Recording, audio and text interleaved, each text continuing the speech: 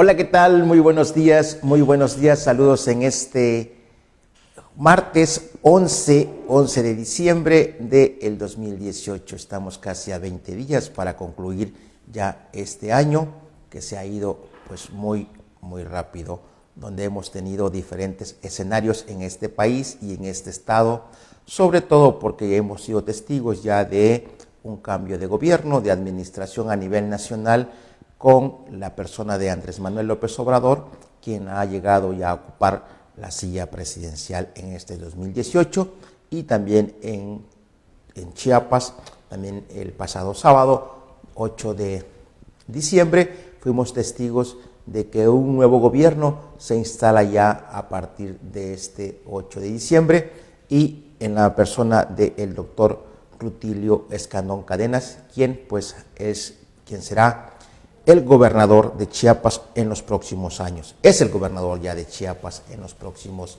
6 años. A quien pues queremos desearle todas las energías, todos los éxitos, porque si le va bien a un gobernador fuerte, tendremos un estado fuerte. Y en este transcurrir, en esta parte de la que se ha llamado la cuarta transformación de México, pues está inmerso el juego de Chiapas, porque Chiapas siempre ha estado ahí en el escenario nacional y también en un contexto internacional, si recordamos aquel 94. Pero hoy tenemos la nueva oportunidad de escribir una historia en Chiapas con un nuevo gobierno, con un gobierno emanado de lo que se ha llamado la izquierda. Hoy, en la nueva agenda de Chiapas, hemos invitado a este estudio, al estudio de público y privado, al programa Hay que Saberlo Decir, a la doctora Magda Elizabeth Jan Argüello. Ella es doctora en Administración Pública y te doy la más cordial bienvenida, doctora. Muchas gracias, Joel. Muy amable de invitarme y de estar acá con ustedes. No, gracias a ti, porque pues eres una mujer conocedora, una mujer que trae los temas, que sabe sobre todo de planes y proyectos, sabe cómo se diseña un plan de gobierno, y nos gustaría que tú que le dijeras a nuestro auditorio qué se espera, Magda, en los próximos 6 años, hacia dónde puede ir Chiapas, hacia dónde puede ir México. Mira, yo creo que vamos a empezar hablando de lo general. A mí me parece que hay un punto, una gran oportunidad de capitalizar efectivamente la gran popularidad del presidente López Obrador, y a partir de ahí sentar las bases estratégicas que marcarán no nada más el gobierno, sino el desarrollo del país, y abonar a la solución de los grandes problemas que tiene este país. ¿Sí? Sin embargo, pues hay de alguna manera contrastes, ¿no? Chiapas, y ya refiriéndonos a nuestro estado, me parece que pues a partir del día de ayer, ya con todo el gabinete, también empieza un nuevo gobierno, una nueva etapa, y creo que igualmente con expectativas muy altas. La vocación del estado sigue siendo un estado agroindustrial por una parte, turístico, que es tan importante, y me parece que hay una gran oportunidad también en el tema de las energías renovables. Creo que ya se dieron las primeras señales, el hecho que haya estado acá Manuel Bartlett en términos ya de impulsar, y las palabras y la reunión que tuvo el presidente López Obrador en la presa de Malpaso, creo que ya siente algunas señales. También, fíjate, para elementos innovadores que a lo mejor no habíamos tenido hasta este momento. Es cierto que nos hemos fincado mucho nuestro desarrollo en dos aspectos fundamentales, que es el aspecto agroindustrial exportador, y por otro lado el turismo, ¿no? Chiapas sigue teniendo un alto potencial turístico, que teniendo a Catina de la Vega al frente, me parece que es una mujer conocedora, lo cual aparte me complace mucho, siendo yo feminista, el que se reconozca esa paridad en el gabinete. ¿Por qué el elemento de innovación? Porque no podemos seguir haciendo lo mismo para tener exactamente los mismos resultados, ¿no? Hay un modelo efectivamente agotado, y creo que tenemos también que desideologizar el asunto que si estamos abandonando un modelo neoliberal, entonces la gente se empieza a preguntar, pues entonces, ¿de qué tipo de modelo se trata, no? Yo te quiero decir también, Joel, que en México lo que ha prevalecido mucho ha sido más bien un modelo mixto, ¿sí? Un modelo de participación del Estado para el impulso de la economía, pero por otro lado, la importancia que tienen las empresas, sobre todo las pequeñas empresas y las medianas empresas, en la generación de empleo. A mí me parece que tanto el presidente López Obrador como el gobernador Rutilio Escandón Cadenas han puesto énfasis también en esto, ¿no? No es una estatización, ¿sí? Si no es neoliberal, entonces es una estatización a ultranza, y me parece que no es necesariamente eso, ¿no? La otra cuestión que creo que es un tema muy importante que ya se va a empezar a abordar, que además tenemos la ventaja también de tener a Gabriela Cepeda en un tema tan importante como el tema de la seguridad. Es decir, la seguridad implica en realidad muchas aristas, no es únicamente la seguridad en cuanto a disminución de los índices de delincuencia, sino también a la seguridad jurídica, a la seguridad de la propiedad, a todo aquello que de alguna manera evite la impunidad, y creo que en eso también hay una fuerte expectativa, una expectativa bastante grande que así será, ¿no? Entonces, fíjate que históricamente también te quiero comentar que yo no lo he escuchado últimamente, pero hay economistas hace tiempo que se hablaban de la teoría del péndulo, ¿no? De repente nos inclinábamos más a la izquierda y de repente más hacia la derecha, a veces más mercado y a veces más Estado, ¿no? Sí. Me parece que en este momento estamos iniciando la construcción efectivamente de un modelo, y creo que más que nada como la revisión de todo aquello que habría que corregir, que hay que corregir, todo aquello que de alguna manera ha provocado una concentración muy grosera de la riqueza en unos pocos y una población muy pauperizada por otro lado. Pero ¿qué elementos puede tener efectivamente para poder salir adelante ese sector? No son con dádivas que los atan mucho más a la pobreza. Por eso me gusta mucho, fíjate que analizando y viendo un poco las propuestas de la nueva Secretaría de Bienestar, me parece, yo comparto de hecho que se fusionen, que se revisen cuáles son realmente los programas que tienen una mayor incidencia en beneficio de la población, y desaparecer aquellos que realmente lo único que han provocado ha sido una mayor estructura burocrática, que a veces sale más cara la estructura burocrática que el programa mismo para incidir en la población que lo necesita. Oye, doctora, pero en el caso de lo, como decía Max Weber, sobre un estado de bienestar, ¿no te parece que con este proyecto republicano de austeridad, y sobre todo diciéndole, bueno, le vamos a devolver a los mexicanos esto y lo otro, o sea, no se va a hacer otra vez como ese estado, pero sumamente benefactor de estar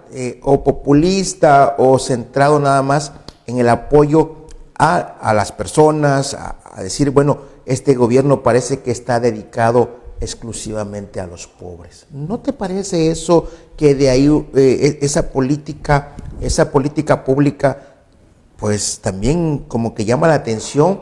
Porque dices tú, ¿de dónde sacas tanto recurso? Ok, nadie puede ganar más que el presidente, vamos a recortarles a los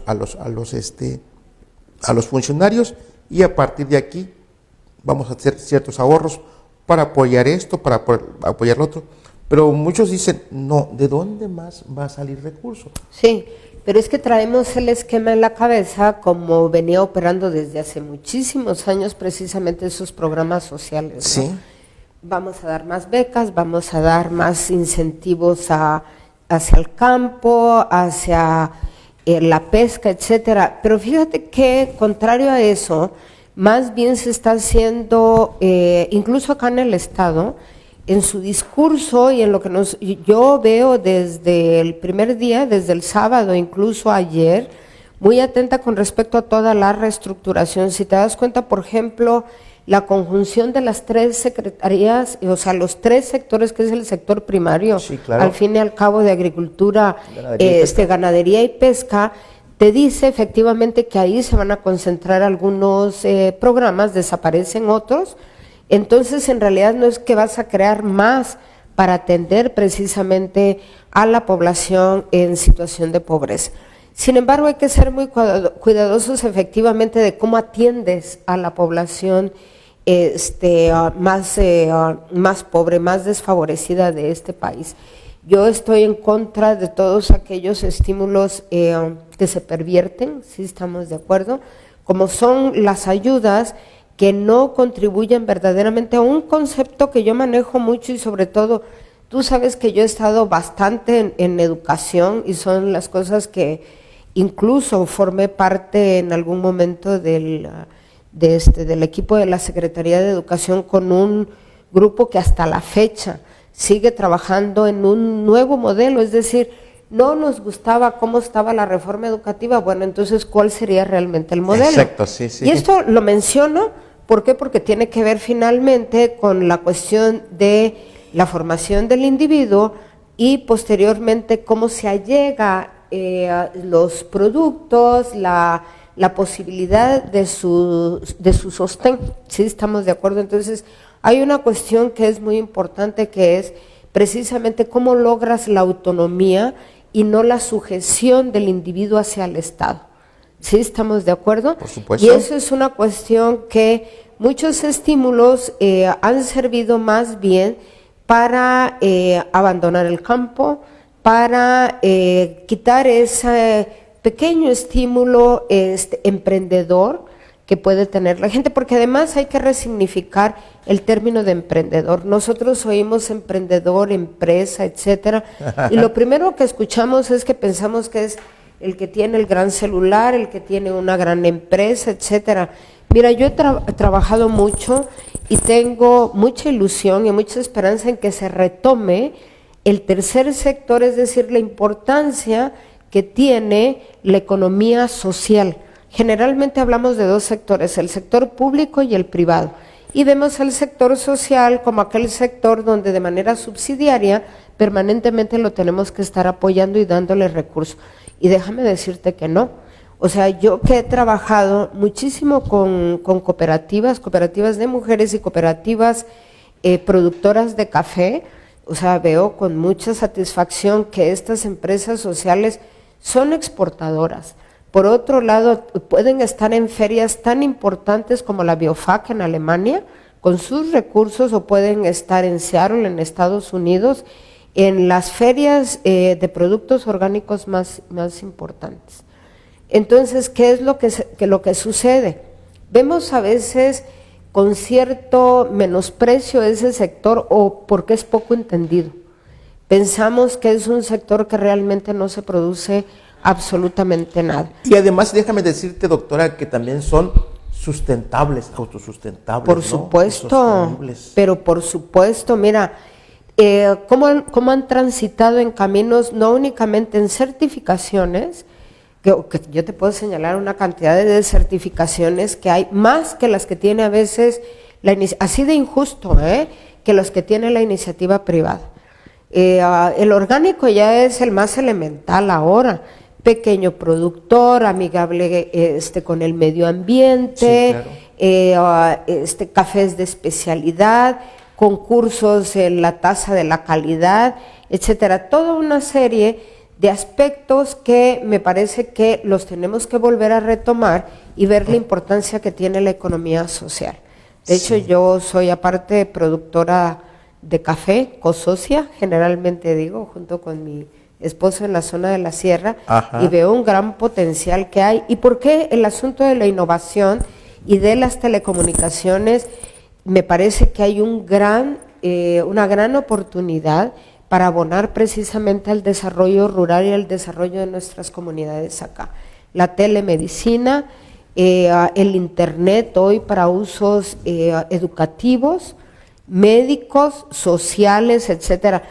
Mira, Joel, a mí me parece que hay algo muy importante. Así como el joven de la ciudad, los jóvenes del campo también quieren tener esparcimiento, están enteramente en su derecho. O sea, acuérdate cómo era cuando éramos adolescentes. Entonces también toda esa parte nos está poniendo en charola de plata, de verdad, grandes oportunidades de negocios para todos aquellos que de alguna manera quieran emprender.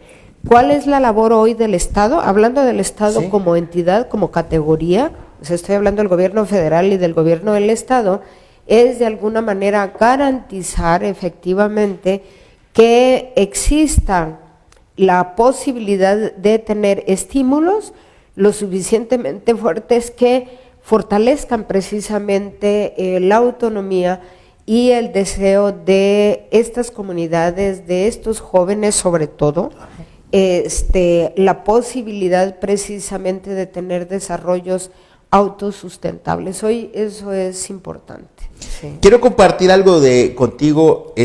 Aquí traigo un pensamiento, no es mío, es un pensamiento que está en este libro, pero que es muy ad hoc a lo que vienes diciendo sobre todo la economía social.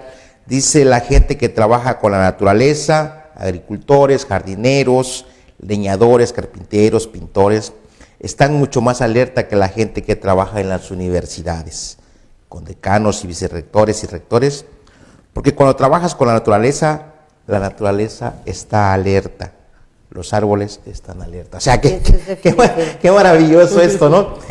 Te voy a invitar a grabar alguna vez ¿Sí? en la zona de la sierra para que veas y puedas tener la oportunidad también de poder conocer, sobre todo que es una zona en donde hoy que es un gran tema, el tema de la migración, y que lo está considerando tanto el gobierno de la República como el Estado, como la sociedad hoy está ávida precisamente de esa construcción del nuevo México que realmente queremos. No hay magia en esto, hay que trabajar todos los días, hay que aportar, hay que levantarse temprano. Sí, estamos de acuerdo, claro. Hay que pagar nuestros impuestos, busquemos no tirar la basura, sí, estamos de acuerdo, no nos pasemos los saltos, es decir, estamos pidiendo que se respete el Estado de Derecho y no a la impunidad. Entonces tampoco pidamos también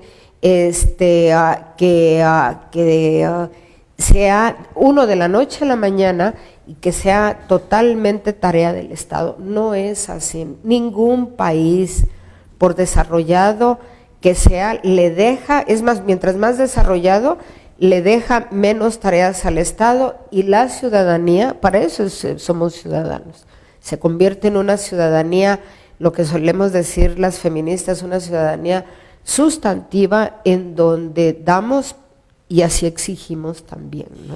Claro, porque yo siempre he dicho, y una tesis que yo la tengo y la manejo, y digo, es que la transformación, la esperanza de este país no es un gobernante, no es el Estado, no es la iglesia, no son las organizaciones, depende de cada uno, ¿no? O sea, depende depende de cada uno en la medida en que nos comprometemos conmigo mismo, nos comprometemos con nuestro entorno, entonces eso cambia, ¿no? En automático va cambiando casi, pero como tú dices muy bien, dejarle toda la responsabilidad al Estado o tener mis esperanzas en un hombre, eso es una gran utopía, ¿no? Claro. Tienes que cambiar tú, la esperanza tiene que ser contigo, comienza contigo, la transformación comienza con uno, conmigo, contigo, con los demás. Entonces, en ese entorno, entonces ahí es donde vamos a ser compatibles con lo que queremos, ¿no? Yo quiero un mejor país, Claro. Quiero un mejor país, también tú anhelas un mejor país para tus hijos, para tus nietos, para lo que venga, ¿no?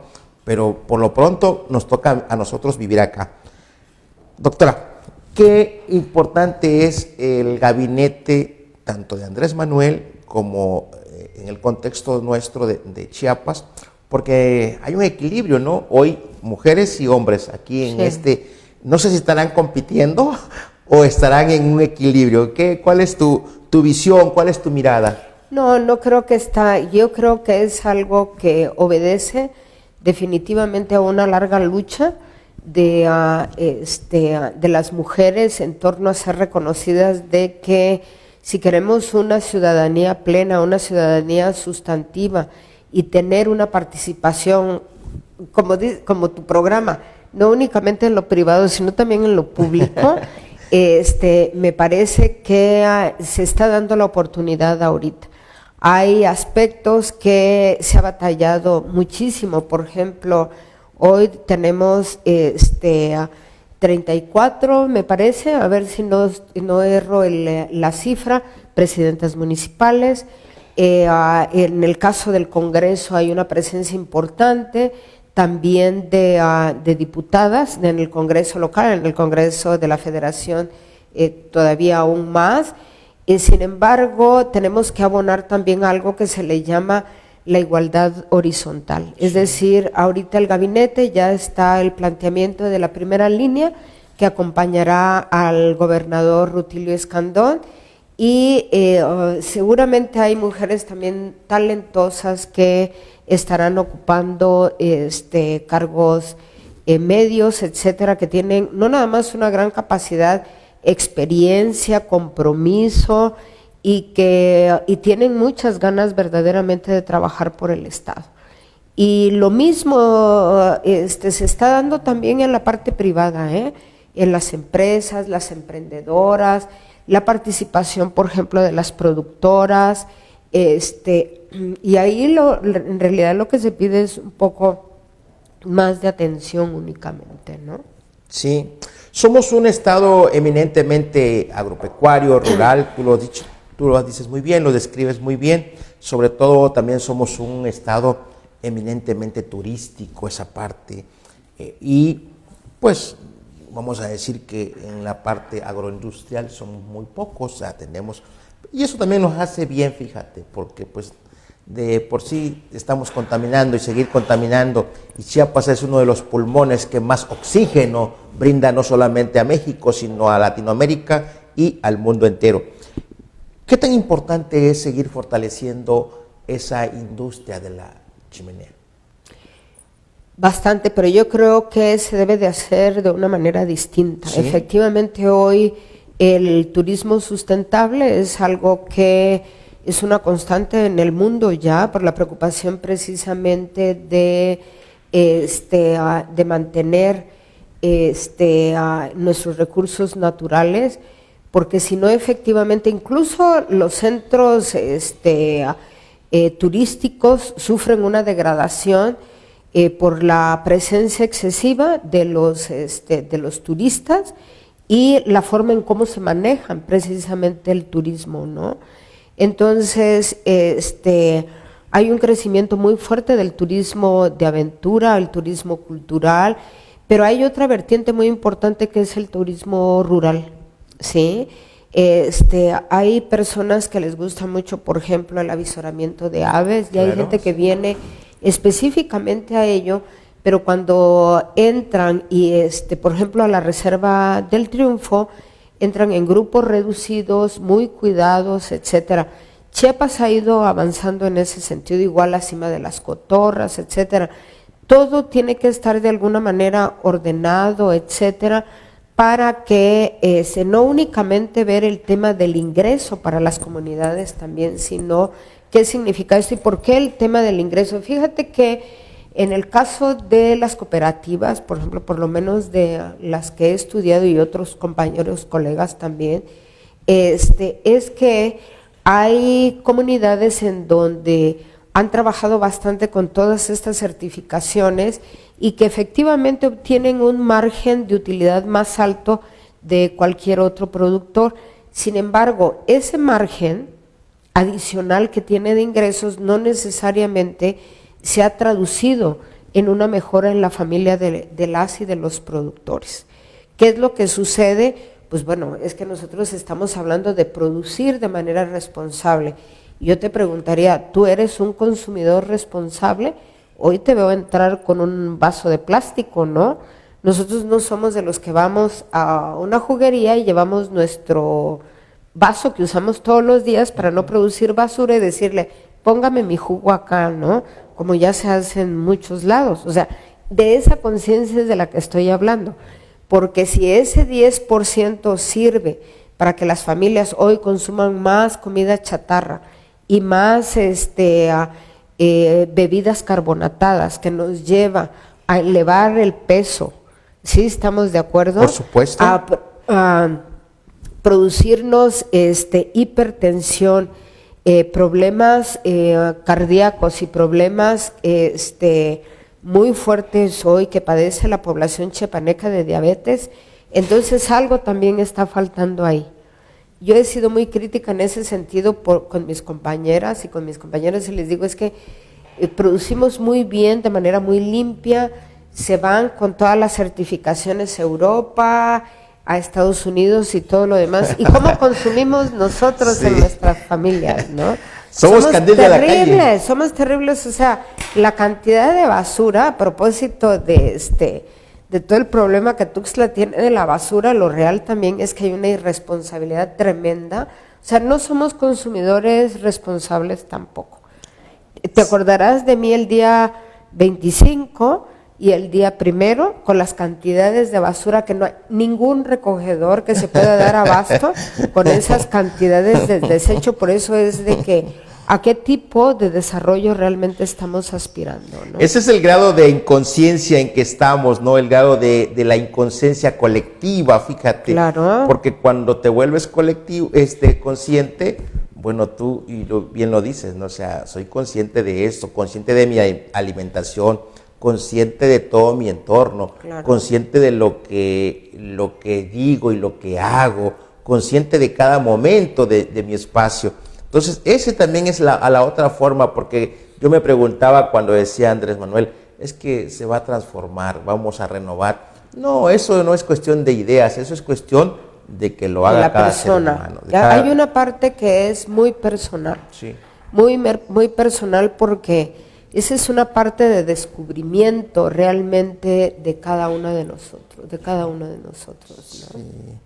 Fíjate que Chiapas tiene para eso, ¿no? Yo conozco cooperativas, modelos, donde pues cambiaron, ¿no? Todos sus hábitos, ¿no? Tanto alimenticios, sus hábitos de producir, y hoy están en esa parte de armonía.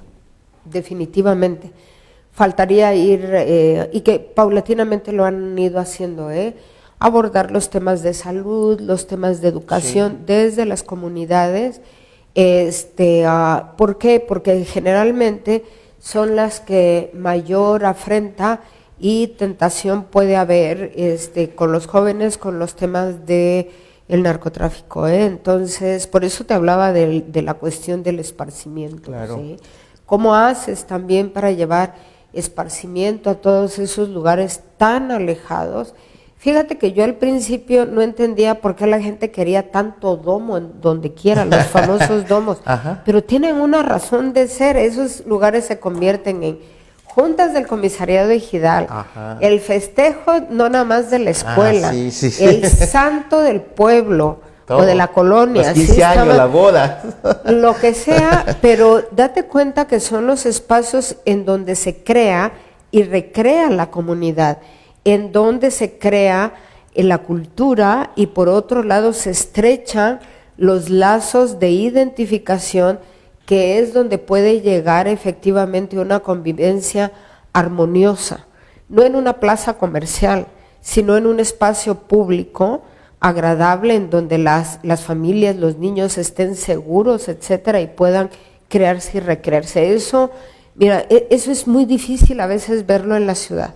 Así es. Yo en el caso de la ciudad insistiré y me parece que sigue siendo importante el poner el foco del desarrollo en voltear a ver a los barrios. Y no únicamente estoy hablando del barrio de San Roque, Santo Domingo, etcétera, que son como los más conocidos. Sí, sí. No, te estoy hablando de las granjas, de San José, del Jobo, etcétera. Y en los pueblos igual, en Motocintla, en Belisario, etcétera, que son los lugares donde de alguna manera yo tengo la posibilidad de estar y de platicar con la gente, es básicamente no es nada más el trabajo, el estudio, etcétera. Es decir, la producción significa la reproducción, no únicamente biológica, sino de formas de ser, de formas de hacer, ¿sí? Estamos de acuerdo, y donde las sociedades de alguna manera se desarrollan o no. Yo de verdad estoy contenta en términos de que tanto el presidente de la República como el gobernador tienen una gran oportunidad histórica, porque en este momento tienen todo el capital político, relacional, etcétera. Es cierto que todos los reflectores también sobre ellos, porque a veces somos duramente críticos, ¿sí? Estamos de acuerdo, y esperamos que la Cuarta Transformación esté el 30 de enero del 2019. No, una sociedad se construye, la ciudadanía se construye. Por supuesto. Y hay cuestiones históricas a las que hoy se hace referencia, y es una petición a, ¿te quieres subir o no a esa Cuarta Transformación? Por llamarle de alguna manera, en realidad. Así es. Doctora, quiero agradecerte tu presencia. No, al contrario, sé que eres te lo agradezco a ti, sé que Joel. eres un gran ser humano y que siempre estás comprometida con las causas más importantes de Chiapas. Gracias. Y pues a usted que nos sigue a través de esta plataforma de público y privado, darle las muchas gracias y saber que si le va bien a un gobernador, a un gobernante, le puede ir bien a un estado y nos puede ir bien a todos. Necesitamos una sociedad más fuerte, una sociedad más comprometida. Necesitamos que tú y yo y todos nos comprometamos por el bien de todos, porque en la medida en que crecemos, en que nos desarrollamos, en esa medida podemos mejorar nuestra calidad de vida. Yo soy Cruz Velasco y como siempre, es un placer estar contigo y por favor, sé inmensamente feliz.